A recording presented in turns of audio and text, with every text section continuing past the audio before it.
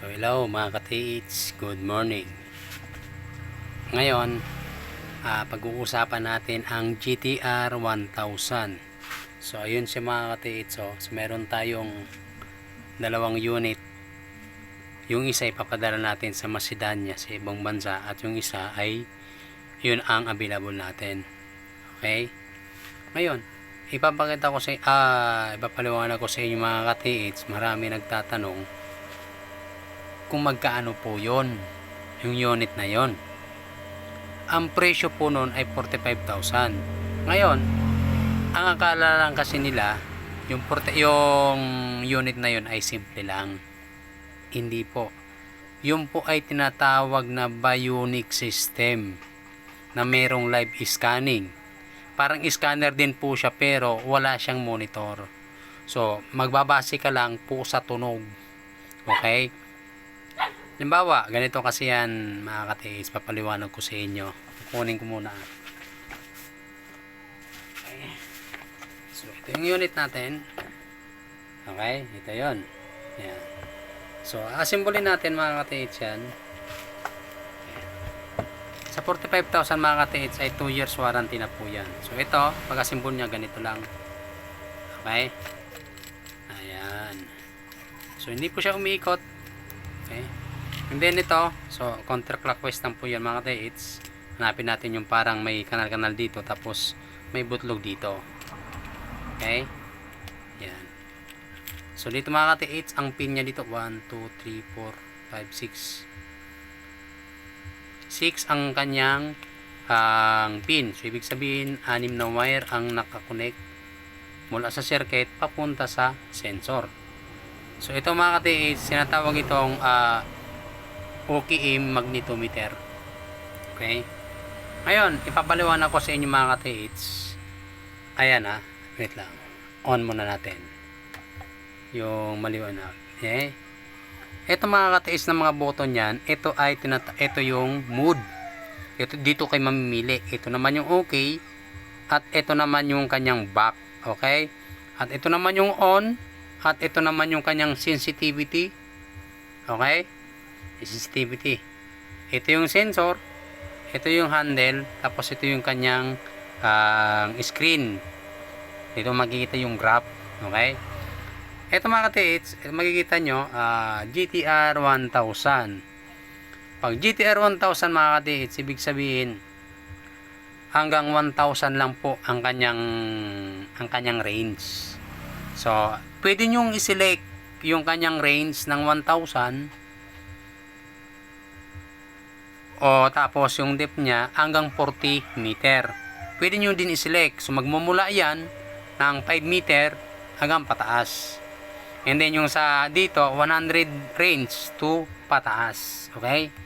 So dito mga ka-TH, hindi nyo din siya makikita pag ito inopen. Automatic on lahat yan. Off natin. On. Okay? Tutunog yan. Ngayon, ito naman yung kanyang charging port natin. Okay? So dito, papakita ko sa inyo, may nakalagay, hindi nyo na rin siya makikita, sobrang liit kasi. So, ang nakalagay dito, main menu, long range locator. So, mamimili ka sa dalawa, long range locator, kung maglo-long range ka, hanapin mo kung ano yung target. Okay? And then yung pangalawa, yung signal live scanning. So, ginagamit po ang live scanning pag nahanap nyo na yung target. Okay? So, dito mga ka-TH, halimbawa, ayan, nag-open menu yan, halimbawa, off natin. Pag in-open natin, automatic lalabas si GTR 1000 Metal Gold Locator. Ang ibig sabihin sa ng Metal Gold Locator. So, ibig sabihin lahat ng metal, kasi ang ibig sabihin ng metal, lahat ng metal na pwede mong ma-detect. Pero, depende po sa isi-set nyo. Okay po? And then, halimbawa, dito, pag maglo-long range tayo, lagyan natin long range. So, pipindutin lang natin si mode. Pag magbababa tayo, halimbawa, long range locator, tapos gusto natin ilagay sa live scanning, pindutin natin yung mode. Okay, so nakalagay na dito. Ayan, hindi lang. So nakalagay na siya, live scanning. Pag mag-live scanning ka na, so pipindutin mo na siya dito sa gitna, tingnan nyo mangyari. Isa pa. Okay? So ayan na siya. Okay, so magla-live scanning na yan pababa. So ito sensitivity, kung malayo, i-adjust mo siya. Ayan o. Okay, so maraming metal lang nadidetect dito. Ngayon, pwede natin i-back. Okay, and then so ilagay natin sa long range, set natin sa mode. So long range locator, ibig sabihin long range locator yung umikot, hindi po. Ibig sabihin sa long range locator, ilo-locate mo yung target. Halimbawa, long range locator, set mo, tapos okay. Okay? Pag naset okay na, so lalabas na po dyan yung soil. Ito po yung mga katiis na tinatawag na parang metal detector din. Guys, sa metal detector, kung halimbawa, yun, mag-ground balance ka sa lupa, i-ground balance mo sa lupa. Pag sa bato ka rin mag-ground balance. So dito mga katiits, halimbawa, nasit natin long range locator, nasit na natin, mag-okay ka. Ngayon, may nakalagay dito na target na soil. Soil siya mo. Target soil siya. So, ibig sabihin, neutral soil, ibig sabihin, normal na mga soil sa lupa. Ito yung tinatawag mga tiis na yung isi-set mo na lupa. Halimbawa, sa rock ka, sa bato ka magdidete kasi hinahinala mo na mayroong laman yung bato. So, ilagay mo siya, rocky. So, pwede siya makaka-test dito na neutral soil, so normal soil. So, sandy, yung sand, yung mga buhangin. Tapos, may nakalagay dito naman. So, ano lang tayo ng clay. So, mode ulit. Clay, loam. Tapos, may nakalagay dito ng waterly. Kung magdiritik tayo sa waterly, halimbawa, katulad lang. Tapos, rocky, nakalagay dito. And then, high mineral o low mineral. Okay? So, yun lang mga katiits. Halimbawa, pag high mineral, nasa lupa, lahat yan kasi dito high mineral ang lupa natin eh. So, isasalpak nyo lang po dito, high mineral. So, lagay natin yung high mineral dito. Para ang ibig sabihin ng high mineral, pag sinit mo ng high mineral, ibig sabihin, maiiwasan natin, di ba, na madetect yan ng mineral na yan. So, ibig sabihin, pa nakalagay na dyan sa high mineral, so, okay natin. Ngayon, magiging anti-mineral na siya mga katiits. So, hindi na siya magiging sagabal. Ngayon, pag big okay mo yan, maglalagay na yung pinaka-target niya. So, nakikita mo yung gold. Tapos, iset mo yung para mailipat sa mood ka. Okay? Sunod, gold beans. At pangatlo, gold nuggets. Pangapat, jewelries. At panglima, silver. Pang-anim, aluminum. Pang-apat, alloy.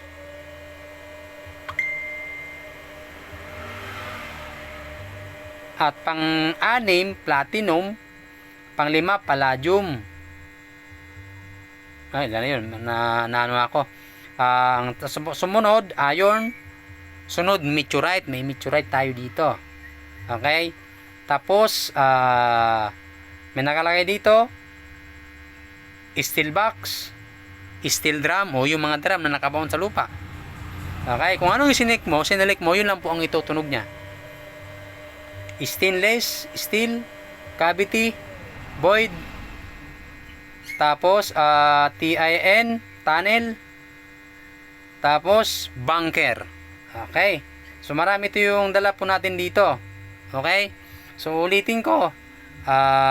Mula tayo sa, yun. Ngayon, pag isinit mo na yun, halimbawa sa bunker, so back muna tayo. Okay. So, ulitin ko, gold. Number 1, gold. Number 1, gold. Number 2, gold beans. Number 3, gold nuggets. Number 4, jewelries. Number 5, silver. Number 6, aluminum. Number 7, alloy. Number 8, platinum. Number 9, palladium. Number 10, iron. Number 11, meteorite. Number 12, steel box. Number 13, steel drum. Number 14, stainless steel. Number 15, cavity. Number 16, void. Number 17, cave. Number 18, tunnel. Number 19, bunker. So 19 target mga ka-TH. Halimbawa, iset po natin ng bunker yan, automatic, okay. Pag nag-okay na, so maglalakas yung front meter. So magsisimula yan ng 100 meter to hanggang pataas hanggang 1,000 meter. Okay? So iset nyo hanggang 1,000 o 130 meter range. Tapos okay ulit. So nandyan naman si Dep. Mag-starting sa 5 meter. 5 meter to hanggang 40 meter. And then, i-select natin. Pag i-select natin, isang select. So, pangalawang select ulit. Ayan. So, ayan na siya mga ka-TH. So, dito na kayo mag-adjust. Kung maglo-long range kayo, okay. Pag medyo mababaw lang, o medyo matunog siya, so, babaan mo yung kanyang sensitivity. Okay? So, tandaan mga ka-TH, dito kayo magsisimula yung tunog yan, sunod-sunod yung tunog yan, tut! Yun po ang babasihan natin na may target. Halimbawa, umpisa sa 1,000 meter. Gaganin mo na yan. Okay? Ngayon, kunwari, after sa 100 meter, natumbok mo yon. Ngayon, natumbok mo na. Ngayon, gagamit na po tayo ng live scanning. So, back natin. Okay? So, ilagay na natin dito ay live scanning. So, mode tayo. Mode. Signal live scan. So, okay natin. So, ayan na po siya. Magla-live scanning na po siya kasi i-confirm na natin sa lupa. Okay. Ipipinpoint na natin kasi yun, ipipinpoint na po natin siya. Okay. Okay. And then, pag ano na po natin yan, doon natin po siya malalaman. Pag yung tunog niya, lahat ng metal, kahit void, matutunugan niya mga ka-TH. Okay po? And then, i-back na po natin yan. Okay, yan. Pag binak na po natin, tapos, yan. So, ito po mga ka-TH, malaki po yan. No? Titingnan nyo malaki po yung kanyang bilog. Ganyan siya kalaki. Tapos, yung haba niya, halos ang 1 meter, ang haba nito, pakita ko sa inyo,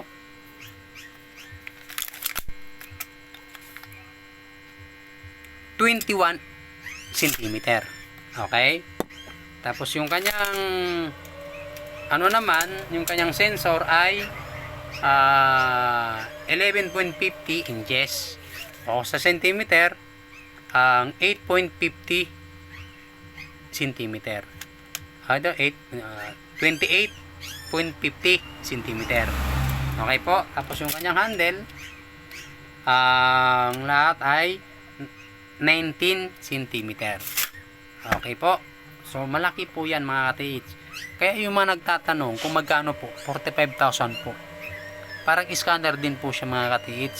Hindi yung normal na mga binabalaan. Hindi po yung normal na mga binalaan mga ka-TH. Kaya yung marami nagtatanong, nagugulat sa 45,000. Siyempre, kung gusto nyo magandang unit, pumili kayo. Paghirapan nyo ang 45,000. So, 2 years warranty naman yan mga ka-TH. So, dito, meron tayong version 2 dito. Meron na po siyang monitoring. So, kung tawagin na siya, scanner na rin siya eh. Kasi may monitor na siya eh. Okay? Pero, after next year pa po yun. Okay? So, dito, kahit palang monitor, pagbabasihan nyo yung tunog. Ngayon, bakit nagtataka kayo? Bakit may tumutunog pa rin? Akala kasi nila, pag yung target lang tutunog, kusa, tunog lang. Hindi po. Ito po, tingnan natin. Long range locator, okay. Tapos, lagyan neutral soil, normally, okay. So, gold tayo. Ayan. Tapos, range, tayo natin na ang mga 140 meter range. Tapos, yung depth, okay. So, depth siya, magsisimula sa 5 meter. Hindi siya makikita kasi maliit. And then, okay ulit. So, and then, isa pang okay. So, dalawang okay yan. Ganyan, kung makikita mo mga ka-TH, tumutunog yan. Makikita nyo sa tunog. Pag ganyan ang tunog niya, normal yan. So, bawasan natin yung sensitivity. Yung tunog niya na, kita mo, marami kasi metal. Pag ganyan ang tunog niya, ayan, ibig sabihin, nagsusearching siya. Pero yung sunod-sunod na tunog na makikita mo dito, yun na po yung target, yun na po ang susundan nyo. Kasi ang akala kasi nila, di porket pag tumunog, bakit marami ang tunog? Hindi po nila maintindihan yon. Kung kaya mong intindihin ang gamit, obserbahan mo at madali mong matututunan yan. Okay? So, ganyan, tumutunog. Dito ka din magbabase. Pag may umaalon-alon na ganyan, may signal. So, hahanapin mo yung pinaka-pinpoint niya. Okay po? Ayan, o. And then, i-back natin. Halimbawa, nakalagay kasi yan, nagagraph siya. Ayan, o. May signal siyang tinatamaan. Pero pag nagblankong na manipis, ibig sabihin wala. Hahanapin mo talaga siya kung saan yung signal. Okay? So, i-back natin. Bago natin patayin yan, i-back lang natin ang i-back. Tapos, off. Okay? So, ganun po yun mga ka-TH. Hindi yung mga tanong kayo ng tanong, ay, ang mahal. Saan kayo nakakita na ganun? Kaganda ng unit na madaling makahit sa inyo, tapos mura. Okay? Ngayon, yung karamihan naman, yung mga sinasabi nila, pagdating sa ibang bansa, ano ba yan? Anong made ba yan? Pag sinabing made in Philippines, wala na. Kasi, pinapaniwalaan nila pagdating ng ibang bansa, yun ang maganda. Yun ang accurate. Mali po kayo dun. Karamihan sa ibang bansa, hindi mga accurate ang mga gawa nila. O accurate man yun, doon yun sa bansa nila ginawa, doon yan magiging accurate kasi doon po itinis ang soil nila. Dito sa atin, high mineral. Okay po? Kaya kung makikita mo ito, yung mode nito, pag halimbawa, makikita mo dito pag isinalik mo siya, may nakalagay siya na GTR 1000 gold metal locator. Nakalagay dito ang gold metal locator. Ang ibig sabihin ng locator, yung maglo-locate ka ng pang long distance. Yung gold, nandun na si gold. Ang ibig sabihin, ang gold, metal din yan, di ba? Lahat ng metal. Alam ba, pag sinalik mo ng gold, gold lang po ang ituturog niya. Pag sinalik mo ng void, void din po. Ngayon, bago tayo maglagay sa mga target na yan, una, halimbawa, nakalagay tayo kasi yung una makikita mo, pag open mo, may nakalagay doon na GTR 1000 gold metal locator. Ngayon, dalawa po yon. Pag mag-i-scan ka, yung isa naman, live scanning. Okay? Gagamitin yung live scanning pag nasentro mo na yung target. Okay po? Pag mag-long range ka, gamitin mo yung long range locator. Okay? Pag long range locator, okay na yon. Doon na lalabas si Sowell.